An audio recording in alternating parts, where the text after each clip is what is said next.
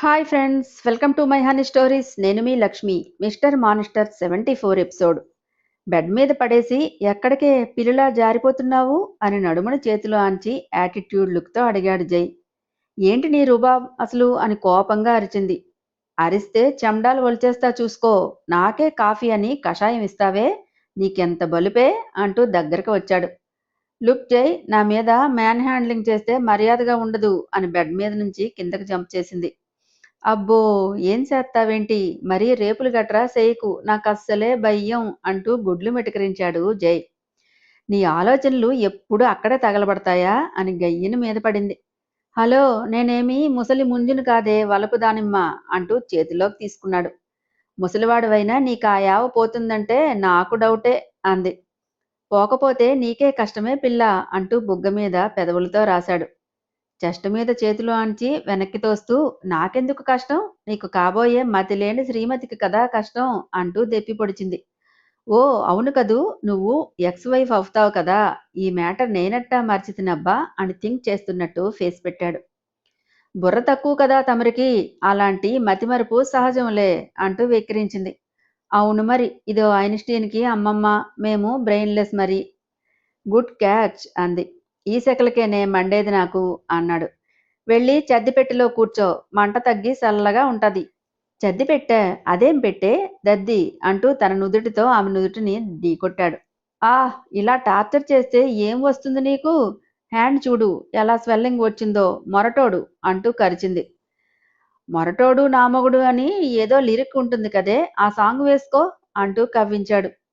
అయ్యా, తమరి కోసం సాంగ్ కూడా వేసుకోవాలా మహానుభావా, ఎంత సరసవంతుడవో అని కింద పెదవిని కరువుగా తిప్పింది. మరి ఎవరితో వేసుకుంటావే, ఆ నివేదంతో వేసుకుంటావా అని ఉరిమాడు. అయ్యో, నివేదంటే గుర్తుకు వచ్చింది, వదులు అంటూ అతని బాహువుల నుండి విడిపించుకుంది. ఏం పోయాడా బిడ్డ అని వెటకారంగా అడిగాడు జై. హోల్డ్ యువర్ టంగ్, నోటికి ఎంత వస్తే అంతా వాగేస్తావా, నీకు మీ అమ్మ బుద్ధులే వచ్చాయి అని సీరియస్ అయింది. ఏ, నువ్వంత గాబరా పడుతుంటే అన్నా తప్ప, మనకు నచ్చని వాళ్ళందరినీ చచ్చిపోమ్మంటే మాత్రం పోతారా ఏంటి అని వ్యంగ్యంగా అడిగాడు. అంటావు, నువ్వే వాళ్ళందరినీ పెంచి పోషిస్తున్నావు కదా అని మండిపడుతూ ఫోన్ తీసుకుని నివేదికి కాల్ చేసింది. సోఫాలో కూర్చుని కాలు మీద కాలేసుకుని స్టైల్గా కాళ్ళూపుతున్నాడు జై. లిఫ్ట్ చేసి హలో మిథునా అని ఎంతో సాఫ్ట్గా పిలిచాడు. హాయ్, ఎలా వెళ్ళారు అని కన్సర్న్గా అడిగింది. ఆ, రెక్కలు ఉన్నాయి కదా, ఎగురుకుంటూ వెళ్ళాడు అని పక్క నుండి కామెంట్ చేశాడు. సీరియస్గా ఒక లిక్ పాస్ చేసి, నైటు లేట్ అయింది అందుకే చేయలేదు, సారీ అని సన్నగా నవ్వింది. థ్యాంక్స్ మిథున, కాల్ చేసి అడిగినందుకు అని చిన్నగా నవ్వాడు నివేద్. మనలో మనకు ఈ ఫార్మాలిటీస్ ఎందుకు నివేద్ గారు అని స్వీట్గా చెప్పింది. అబ్బో, చాలా ఉందే నీకు అనుకున్నాడు జై. ఇంకేంటండి, మీ పేరెంట్స్ ఎలా ఉన్నారు అడిగానని చెప్పండి, ఆఫీస్కి ఈరోజు లీవ్ పెట్టారా అంటూ మాటలు పొడిగించింది. జయదేవ్ పక్కనే ఉన్నారా అని నవ్వుతూ అడిగాడు అటువైపు నుంచి నివేద్. "ఉమ్, ఓ ఉడికిస్తున్నావా? "హ, అవును. మరీ ఎక్కువ ఉడికించకు, కోపంలో దూర్వాసుడి తాతలా ఉన్నారు అని నవ్వాడు నివేద్. పక్కున నవ్వి గుడ్ క్యాచ్ అంది మిథున. బొగ్గు ట్రైన్ నుండి వస్తాయే సెగలు పొగలు, అలా వస్తున్నాయి ముక్కు చెవుల నుండి సెగలు జయదేవ్కి. మొహం గీసిన కందగడ్డలా ఎర్రగా మార్చేసి బుసలు కొడుతున్నాడు. ఓకే బాయ్ నివేద్ గారు, ఫ్రీ టైంలో కాల్ చేస్తాను అని కట్ చేసింది మిథున. జై ముఖ కవళికలు చూసి, ఏమైంది, ఏషియన్ రెడ్ పెయింట్ వేసుకున్నట్లు ఉంది నీ ఫేస్ అని కేర్లెస్గా అడిగింది. నీ సొల్లు అయింది కదా, ఇక నేను ఎలా ఉంటే నీకెందుకే అంటూ రేగాడు జై. నివేదు చాలా స్వీట్ అండ్ కూల్ అంటూ సిగ్గు నటించింది. ఏ, ముక్క కొరుకు తిన్నావా, వాడు స్వీట్ అని చెప్తున్నావు అని కచ్చిగా అన్నాడు. అలాంటి కక్కుర్తి బుద్ధులు నీకు ఉన్నాయేమో, నివేద్ ఈజ్ ఎ జెంటిల్మెన్ అని బలుపుగా చెప్పింది. అందరూ పైకి పత్తిత్తుల్లానే కనిపిస్తారు, లోపల ఇంకో మనిషి ఉంటాడు, అది తెలుసుకోలేకపోతే దెబ్బైపోతావే పిల్ల అని సాగదీశాడు. కళ్లకు కనిపించేవన్నీ నిజాలై ఉండాలని రూల్ ఏమీ లేదు జై అంటూ ఏదో ఆలోచిస్తూ అందామె. మన కళ్ళు మనల్ని మోసం చేయవు, నీ పాత చింతకాయ పచ్చడి సామెతలు మానేసి త్వరగా తగలడు అని మంటగా అన్నాడు జై. తగలడాలా, ఎంత సాఫ్టో బిడ్డ అని వ్యంగ్యంగా నవ్వి సారీ తీసుకుని డ్రెస్సింగ్ రూమ్కి వెళ్ళిపోయింది మిథున. ఏం కులుకులు పోతుందో దొంగసొచ్చింది, వీపు వాయగొట్టాలి అని తిట్టుకున్నాడు. ఎందుకు వాయి కొడతావు? తనేం తప్పు చేసింది? అంటూ టక్కున ప్రత్యక్షమైపోయింది లోపల ఉన్న ఇన్నర్. నువ్వింకా బ్రతికే ఉన్నావా? ఈ 4 రోజులుగా కురుస్తున్న వర్షంలో కరిగి నీరై మూసీలో కలిసిపోయావని ఎక్స్‌పెక్ట్ చేశానే అని వంకరగా అన్నాడు జై. నేనంత త్వరగా కరిగే టైప్ కాదు కానీ రాచపీనుగు ఊరికే పోదు. వెంట మరో నలుగురిని లాక్కెళుతుంది. మేటర్‌లోకి రా. బేబీని కొట్టే రైట్స్ నీకు లేవనుకుంటా అంది. గుద్దితే సొట్ట పడిపోతుంది ఫేస్. అది నా పెళ్ళాం. ఏది చేసినా రైట్స్ నాకే ఉంటాయి. అబ్బాచ్చా! మెడ పట్టుకుని గెంటేసినప్పుడు మరి పెళ్ళాం కాదా? అంది. ఏయ్! పో అవతలికి విసుగ్గా అన్నాడు. బేబీని లవ్ చేస్తున్నా అని ఒప్పుకోవచ్చు కదా! నివేద్‌తో మాట్లాడితే కుక్కర్‌లో రైసులా ఉడక్కపోతేను అంది. లవ్వా? నేనా? ఏంటి జోక్ చేస్తున్నావా? అని వెటకారంగా నవ్వాడు. నీ పీత బ్రెయిన్‌కి అర్థమై చచ్చేటప్పటికి బేబీ మరొకరి సొంతం అవుతుంది. అప్పుడు తీరుబడిగా ఏడుద్దువుగాని. నేను ఏడ్చే టైపు కాదులే, ఏడిపించే టైప్ అని పొగరుగా తల ఎగరేశాడు. అబ్బో! అదే నేటి ట్రెండింగ్ న్యూస్. ఈ హొయలకేమీ తక్కువ లేదు. బేబీ లైఫ్‌ని డిస్టర్బ్ చేయకు. తనకో మంచి లైఫ్ ఏర్పడుతుంది. నీ కుళ్ళు బుద్ధితో దాన్ని కూడా చెడగొట్టకు. నువ్వు ఎలాగూ ప్రేమించవు. ప్రేమించే మనిషి తన లైఫ్‌లోకి వస్తున్నాడు. నువ్వు నక్షత్రకుడిలా అడ్డం పడకు. నీకంటే బోలెడు చిలకలు ఉంటారు. తనకు అలా కాదు కదా అని సీరియస్ అయింది సోల్. ఏంటే నాకే వార్నింగులు ఇస్తున్నావు అని ఐబ్రో అప్ చేశాడు జై. అమృత కలశం చేజారాక గాని బుద్ధి రాదులే. ఒకసారి కాదు అనుకుంటే నువ్వెంత ప్రాకులాడినా తిరిగి దక్కించుకోలేవు. కళ్ళకు కట్టిన అనుమానపు పొరలు తెంచి అసలు నిజం తెలుసుకుని మేల్కో. ఇంతకంటే నేనేమీ చెప్పలేను అని మిథున రావటం చూసి అబ్బా బేబీ ఏం మెరిసిపోతున్నావు అంటూ మిథు పక్కకు చేరి ముద్దులు పెడుతూ జైని కవ్వించాడు. సువాసనల సంపెంగా మధురమైన దేవతాఫలం ఇలాంటి అప్సరస చేయి అందుకోవాలన్నా అదృష్టం అనేది ఉండాలి బేబీ అంటూ హగ్ చేసుకుని కవితలు అల్లేసింది సోల్. నీలిరంగు చీరలో మేఘం కిందకి దిగి వచ్చినట్లు ఉండి మిథున వైపు అలాగే రెప్ప కొట్టకుండా చూశాడు. హెచ్చించిన హృది సవ్వడిని తనకు తెలుస్తుండగా అందంతో కూడా హింసించవచ్చని దీన్ని చూస్తేనే తెలుస్తోంది. చంపేస్తోంది ఇది అని మనసులో గింజుకొని పైకి మాత్రం మొహం గంటు పెట్టుకున్నాడు జై. ఆముదం తాగినట్లు పెట్టిన ముఖాన్ని చూసి పెదవి విరిచింది. లిప్ కేర్ యూజ్ చేయటం వల్లేమో మరింత రమణీయంగా మారిన పెదవుల్ని చూసి హెయిర్ రబ్ చేసుకుంటూ బెండవ్వకురా వేళ్ల మీద ఆడించేస్తుంది అని తనకు తానే మోటివేట్ చేసుకుని కంట్రోల్లో ఉండటం కోసం సర్కస్ ఫీట్లు చేస్తున్నాడు. జైని పట్టించుకోకుండా తన ఫోన్ బ్యాగ్ తీసుకొని రూమ్ బయటకు వచ్చి అబ్బా ఏం గుబులు రేపుతున్నాడో, చూపులతో శృంగార గ్రంథాన్ని రచించడం నా మొగుడికి తప్ప ఎవ్వరికీ వచ్చి ఉండదు అని రిలాక్స్ అవుతూ గబగబా స్టెప్స్ దిగేసింది. ఏంటాంటీ మీరనేది అంటూ ఆశ్చర్యంగా అంది ఆశ.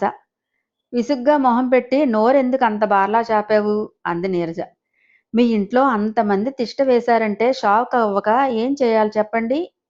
మీరు కేర్ఫుల్గా ఉండకపోతే ఏ మందో పెట్టి మీకు పాడి కట్టేలా ఉన్నారు అంటూ నీరజ గుండెల్ని హడలు కొట్టించేసింది ఆశ. అంత ధైర్యం వాళ్ళకు ఉందంటావా అని టెన్షన్గా అడిగింది నీరజ. అందరూ వాళ్ళకే సపోర్ట్గా ఉంటే వాళ్ళకు ధైర్యానికి ఏం కొదవ చెప్పండి.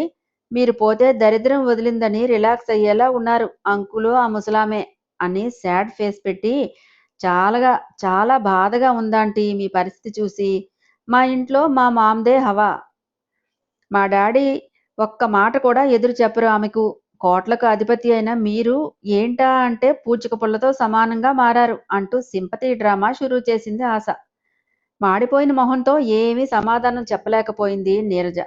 వాళ్లతో పాటు జై కూడా అలా బిహేవ్ చేయడం ఏంటంటే మీరే ఆలోచించండి. ఇదంతా ఆ మిథున వల్ల కదూ అంటూ ఎక్కించేసింది. ఏది నిజమో తెలియని బుర్ర తక్కువ నీరజ అవునంటూ తల ఊపింది గంగిరెద్దులా. So sad. ఆంటీ జై మాతో ఫ్రెండ్షిప్ చేసినప్పుడు ఎంత ప్యూర్గా జోవియల్గా ఉండేవాడు. ఇదంతా మీ అత్తగారి మూలానే జరుగుతోంది. లో క్లాస్ డర్టీ గోల్డ్ని తెచ్చి జైకి బలవంతంగా అంటగట్టింది అని బాగా ఎక్కించేసి నేను ఐడియా చెప్పనా అంది ఆశ. ఏంటది చెప్పు అంది. నాకు తెలిసిన ఒక అమ్మాయి ఉంది. మీ ఇంట్లో మీ అవసరాలు చూసేందుకు పెడతాను. మీకు చాలా నమ్మకంగా అన్నీ చేస్తుంది. మిథునని ఇంట్లో నుండి గెంటేలా ప్లాన్ చేయగలదు. ఏమంటారు అని అడిగింది ఆశ. సారథి ఊరుకోరేమో ఆశ అంది నీరజ. వాళ్ళంతా మేకల మందని కొంప నిండా పెట్టొచ్చా? ఏం మీకు హక్కు లేదా? ఆ ఇంటి యజమాని మీరు. అది మర్చిపోతే వాళ్ళు ఇలాగే చెలరేగిపోతారు అంటూ బుర్ర తిరిగేలా ఎక్కించేసి రెచ్చగొట్టింది.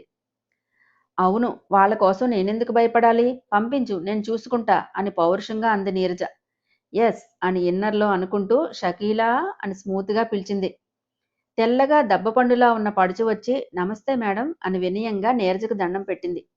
ఈమె మెయిడ్ అంటే నమ్మేలా లేదు ఆశ అంటూ యగాదిగా చూసింది వాటర్ ఆంటీ. అందంగా ఉంటే మాత్రం ఏం లాభం మేడం, బ్రతకలేని పరిస్థితి నాది అంటూ ఏడుపు మొహం పెట్టింది. సరే సరే రేపు ఉదయాన్నే వచ్చేయ్ అంటూ విసుక్కుంది నీరజ. వెళ్ళి షకీలా అంటూ సైగ చేసింది ఆశ. షకీలా అదేం పేరు అని మొహం రాల్చుకుంది నీరజ. మా అమ్మ షకీలా ఫ్యాన్ మేడం, ఆమె మీద అభిమానంతో నాకా పేరు పెట్టింది అంటూ ఈకిలించింది. నొసలు ఎగరేస్తూ ఓ గాడ్ అనుకుని ఆశ చెబుతుంది ఇంట్లో ఎలా నడుచుకోవాలో అని బలుపుగా చెప్పి బ్యాగ్ నుండి కొన్ని నోట్లు తీసి ఇచ్చింది నీరజ. చాలా థ్యాంక్స్ మేడం అని వెలిగిపోతున్న మొహంతో చెప్పి నోట్లని బ్లౌజ్లో కుక్కుకుంటూ వెళ్ళిపోయింది. 4 బీర్లు 6 పబ్బులతో లైఫ్ బిందాస్గా గడిపేవాడిని. ఇప్పుడు ఈ ఫైల్స్తో రొమాన్స్ చేస్తున్నా అని మొహం మొరమొరలాడించాడు జై. నీకంత బాధగా ఉంటే నీ ఎంజాయ్మెంట్ని వెతుక్కుంటూ వెళ్ళు, నో ప్రాబ్లం అంది మిథున. నేను పోతే నా ఆస్తి నువ్వు దొబ్బేద్దామని పన్నాగం పన్నావా అంటూ గుర్రుగా చూశాడు. Good catch. దీపం ఉండగానే ఇల్లు చక్కబెట్టుకోవాలి శ్రీవారు. కాదు కాదు ఎక్స్వారు అంటూ ఐవింక్ చేసింది మిథున. ఆలీబాబా దొంగల ముఠ అంతా నా కొంపలోనే మకాం పెట్టారు అంటూ పళ్ళు నూరాడు. నీ సబ్బు స్లో జై, ఇంత లేట్గానా తెలుసుకునేది అని పెదవి విరిచింది మిథున. నీకు టెముటెముల కిందే ఉందే పిల్ల, నాకు గాని తిక్కరేగితే నీ వీపు పంబరేగుతుంది చూసుకో. అబ్బో వచ్చాడబ్బా పోతురాజు, నీకు మేము వణకాలా అంటూ మూరబారు సాగదీసింది. ఫైల్ నుండి తల ఎత్తి చూస్తూ ఏది మళ్ళీ చెప్పు ఆ మాట అంటూ ఐబ్రో అప్ చేశాడు. మనం ఒకసారి చెప్పడమే గొప్ప, మళ్ళీ రిపీట్ చేయటం అంటే నాట్ ఇంట్రెస్ట్ అంటూ గీరపోయింది. అచ్చా అలాగా, నీకు ఇంట్రెస్ట్ నేను తెప్పిస్తాను కదా బుజ్జి అని సీట్ నుండి లేచాడు వియడ్గా ఎక్స్ప్రెషన్ ఇస్తూ. ఇది ఆఫీస్, నా మీద గొడవకు వస్తే మావయ్య గారితో చెప్తా అని ఇన్నోసెంట్గా ఫేస్ పెట్టింది మిథున. ఏది వెళ్ళి చెప్పవే, చేసే వర్క్ ఏమీ లేదు కానీ హొయ్యలు పోతావే నిన్ను అంటూ మిథునని అందుకున్నాడు. చేప పిల్లలా ఎగురుతూ ఇది తూచ్, నేను ఒప్పుకోను, సత్తా ఉంటే మాటల్లో గెలవాలి, ఇలా మ్యాన్ హ్యాండ్లింగ్ చేయరు అంటూ గంతులు వేసింది. కుదురుగా వర్క్ చేసుకునేవాడిని ఎందుకే కెలుకుతావు, పిచ్చికలా కిచకిచలమంటూ రొజన చేస్తూ అని మెడ మీద బయట చేశాడు జై. చంపుతాను కొరికితే అని కరుస్తుండగానే జై అంటూ డోర్ తెరుచుకుని వచ్చేసింది రేష్మి. జై మిథున అంటి పెట్టుకుని ఉండడం చూసి సారీ అని పోవాలా? అబ్బే అలా పోతే ఎలా? వాళ్ళని అంత దగ్గరగా చూసి అసూయతో భగ్గున రగిలి డిస్టర్బ్ చేయాలనే ఆలోచనతో జై ఇది చెప్పవా, అర్థం కావడం లేదు అని ఒక అడుగు ముందుకు వేసింది. జై చేతుల నుండి విడిపించుకొని కళ్ళ నుండి నిప్పులు చెరుగుతూ రేష్మి దవడ మీద ఒక్కటి పీకింది మిథున. సూపర్ కదూ. ఆ హఠాత్ పరిణామానికి జై విస్తుపోతే రేష్మి పాప ఫ్లోర్కి గమ్లా అతుక్కుంది. దగ్గరకు వెళ్ళి రెక్క పట్టుకుని నా క్యాబిన్లోకి వచ్చేటప్పుడు నా పర్మిషన్ తీసుకోవాలని తెలీదా? అలా కాకుండా డైరెక్ట్గా నీ రూమ్ అన్నట్లు వచ్చేస్తావా?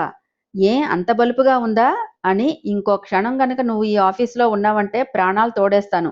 గెట్ లాస్ట్ అంటూ డోర్ తీసి బయటకు తోసేసింది. ఏయ్ ఏంటే నీ రూడ్ బిహేవియర్ అని కోపంగా అడిగాడు జై.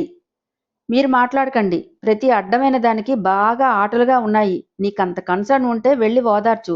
మొన్నది ఏం వాగిందో తెలుసా అంటూ ఉక్రోషంగా అరిచింది మిథున. రెక్క పుచ్చుకొని మీదకు లాక్కుని ఏం వాగింది అని సీరియస్గా అడిగాడు. ఏం వాగుతుంది, వాళ్ళందరూ వయ్యారి బామలు, నేనొక వేస్ట్ ఫెలోని అని చేతిని విడిపించుకుంటూ నిజంగానే వేస్ట్ ఫెలోనే జై నేను. ఎందుకంటే వాళ్ళకి తెలిసింది నిన్ను ఎలా మెల్ట్ చేయొచ్చో. బట్ తాళి కట్టించుకున్నా నాకు తెలియలేదు. పైగా దొంగే దొంగ దొంగ అని అరిచినట్లు క్యారెక్టర్లెస్ బ్రూట్స్ నన్ను ఎగతాళి చేస్తున్నారు నీతో సహా అంటూ నిప్పులు చెరిగింది. అది వాగితే నువ్వెందుకు సైలెంట్గా ఉన్నావు? హద్దు దాటినప్పుడే చెంప పగలగొట్టి బయటకు నెట్టాలని నీకు తెలియదా అంటూ అరిచాడు జై. అయోమయంగా చూసింది జై వైపు. లుక్, నిన్నేమైనా అనే రైట్స్ నాకొక్కడికే ఉన్నాయి. మరొకరు బ్లేమ్ చేస్తే ప్రాణాలు తోడేస్తాను. మైండ్ ఇట్ అంటూ మిథునని మరింత దగ్గరకు లాక్కొని ఆమె కళ్ళల్లోకి సూటిగా చూస్తూ చెప్పాడు జై. అనే అవకాశం నువ్వు ఇస్తే అనరా మరి? మొగుడు ఏదో అంటే ముష్టికి వచ్చినవాడు కూడా అదే అన్నాడంట. అలా ఉంది అని ఫైర్ అయింది. జై ఏదో అనేలోపే ఫోన్ రింగ్ అవటంతో తీసి లిఫ్ట్ చేసి హలో అన్నాడు తనదైన రాయల్ వాయిస్తో. అవతలి పర్సన్ ఏం చెప్పాడో మరి. ఓకే నేను వస్తున్నా అని కాల్ కట్ చేసి మిథునకి ఏమీ చెప్పకుండానే కార్ కీస్ తీసుకుని వెళ్ళిపోయాడు జై. నా మొగుడు అపరిచితుడిలో విక్రమ్లా మల్టీ డిజార్డర్ పర్సనా ఏంటి? తనే హింసిస్తాడు, తనే కేర్ చేస్తాడు, దగ్గరికి తీసుకుంటూనే దూరం పెడతాడు. ఎలా అర్థం చేసుకోవాలి ఈ దొంగ సచ్చినోడ్ని? ఏ క్షణంలో చూశానో గాని నా పీస్ అంతా పీస్ పీస్ అయిపోయింది. హే భగవాన్, మరో జన్ముంటే వీడు నా కంట పడకుండా ఉండేలా చెయ్యి, అది చాలు అంటూ తల బాదుకుంది. జై కింద సెల్లారికి వచ్చేసరికే అక్కడే ఉంది రేష్మి.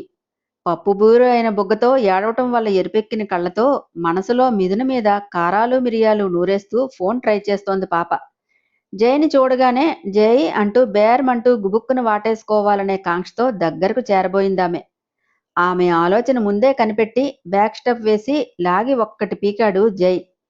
దెబ్బపడిన ఫోర్సుకి సమస్త భూమండలం కళ్ల ముందు ప్రత్యక్షమయ్యి గిర్రును తిరిగి తూలి పక్కనే ఉన్న పిల్లరికి పిన్నైపోయిందామె. దగ్గరగా వెళ్లి జుట్టు పట్టుకుని కళ్ళ నిండు నిప్పులు కురిపిస్తూ, కంటికి నచ్చిన వాడికి ఒళ్ళప్పగించే నీకు నా వైఫును వేలెత్తి చూపించే గట్స్ ఉన్నాయా అని రౌద్రంగా అరిచాడు జై. ఎక్కిన మైకును చప్పున దిగి జై గర్జనకు గడగడా వణికింది పాప. లుక్, మరోసారి నాకు కనిపిస్తే చంపి పాతేస్తాను, అండర్స్టాండ్? గెట్ లాస్ట్ అని ఉరిమి కార్ డోర్ తీస్తూ, పరాయివాడిని ఆకట్టుకోవాలంటే నీలా ఒళ్ళు కనిపించేలా డ్రెస్ చేసుకోవాలి. భర్తని ఆకట్టుకోవాలంటే భార్య బరి తెగించక్కర్లేదు. మీలా క్లబ్ డాన్సర్లా అంగాంగ ప్రదర్శన చేయనవసరం లేదు, అది తెలుసుకో అంటూ డ్రైవింగ్ సీట్లో కూర్చొని కారు స్టార్ట్ చేసి రయ్యిన ముందుకు ఉరికించాడు జై. నిర్ఘాంతపోయి కళ్ళు తేలేసి అలాగే చూస్తూ ఉండిపోయింది రేష్మి. అది అట్ట ఉంటది మా జైతో. పిల్లాటలాడితే ప్రాణాలు తోడేస్తాడు, ఏమనుకుంటున్నారో? హాయ్ ఫ్రెండ్స్, నా ఛానల్ నచ్చితే కనుక లైక్ చేయండి. నాకైతే ఈ లాస్ట్ పంచ్ భలే నచ్చేసిందబ్బా. మరి మీకు ఎలా ఉందో కామెంట్ రూపంలో తెలియజేయండి. నెక్స్ట్ అప్డేట్ కోసం వెయిట్ చేస్తూ ఉండండి.